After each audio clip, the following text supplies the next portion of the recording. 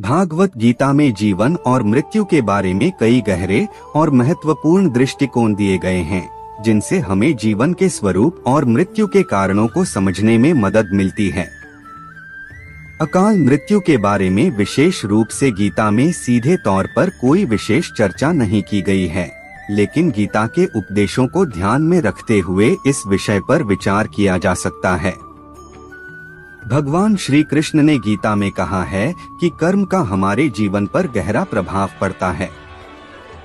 किसी व्यक्ति का जीवन उसके पूर्व कर्मों, पिछले जन्मों के कर्म और वर्तमान जीवन में किए गए कर्मों का परिणाम होता है। यदि किसी व्यक्ति ने कई नकारात्मक या दुखदायी कर्म किए हैं, तो उन कर्मों का फल उसे भुगतना पड़ सकता है, जिसमें अकाल मृत्यु भी एक रूप हो सकती है। कर्मण्येवाधिकारस्ते मा फलेषु कदाचन मा कर्मफल हेतुर्भूर्मा ते संगोस्त्व कर्मणि। इस श्लोक में श्री कृष्ण बताते हैं कि हमें केवल कर्म पर ध्यान देना चाहिए, न कि उसके फल पर। हालांकि जब हम अपने कर्मों के प्रति समर्पित रहते हैं और सही मार्ग पर चलते हैं, तो यह हमारे जीवन को खुशहाल और सुरक्षित बनाता है। नकारात्मक कर्मों के परिणाम स्वरूप अकाल मृत्यु का सामना हो सकता है। गीता में जीवन और मृत्यु को एक निरंतरता के रूप में देखा गया है। श्री कृष्ण कहते हैं कि आत्मा अमर है, वह कभी नहीं मरती। जिस तरह शरीर का जन्म और मृत्यु होती है, वैसे ही आत्मा का न जन्म होता है और न मृत्यु।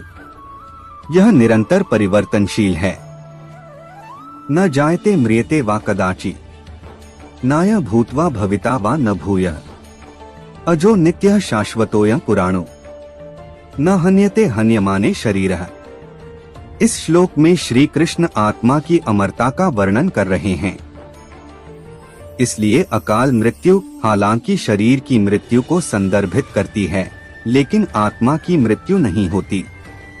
यह केवल एक परिवर्तन होता है और आत्मा नया शरीर धारण करती है। कभी कभी अकाल मृत्यु का कारण भाग्य और समय भी हो सकता है। भाग्य एक अदृश्य शक्ति है जो हमारे जीवन के घटनाक्रमों को नियंत्रित करती है। गीता में भगवान श्री कृष्ण ने यह भी कहा है कि हमें अपने भाग्य और समय को समझना चाहिए और उसी के अनुसार जीवन जीना चाहिए।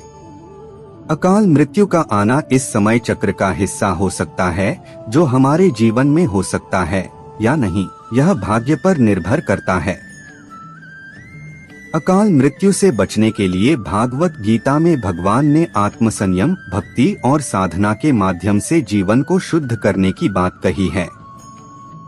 जब हम अपने जीवन में प्रभु की भक्ति करते हैं, आत्मा को शुद्ध करते हैं और अपने कर्मों में सत्कर्मों को बढ़ाते हैं, तो हम खुद को शांति और सुरक्षा प्रदान कर सकते हैं। अनन्याश्चिंत्यन्तो मा ये जनाः पर्युपास्ते तेषां नित्याभियुक्तानां योगक्षेम वहाम्यहम्। यह श्लोक हमें बताता है कि जो लोग भगवान की अनन्य भक्ति में रत रहते हैं, उनके जीवन में भगवान अपना आशीर्वाद प्रदान करते हैं और उनका योगक्षेम, जीवन की समृद्धि और सुरक्षा सुनिश्चित करते हैं। अकाल मृत्यु का कारण कभी कभी शरीर की प्रकृति और उसकी सहनशीलता से संबंधित होता है। गीता में शरीर को एक वाहन के रूप में देखा गया है, जिसे आत्मा का मार्गदर्शन प्राप्त होता है। जब शरीर का समय समाप्त होता है, तो आत्मा उसे छोड़ देती है और नया शरीर प्राप्त करती है। शरीर का क्षय, मृत्यु कभी न कभी अवश्य होता है, लेकिन आत्मा का अस्तित्व निरंतर बना रहता है। गीता का श्लोक य एन वेत्ति हंतारं यश्चैन मन्यते हतम् उभौ तो न विजानीतो नाय हन्ति न हन्यते। जब किसी व्यक्ति का समय पूरी तरह से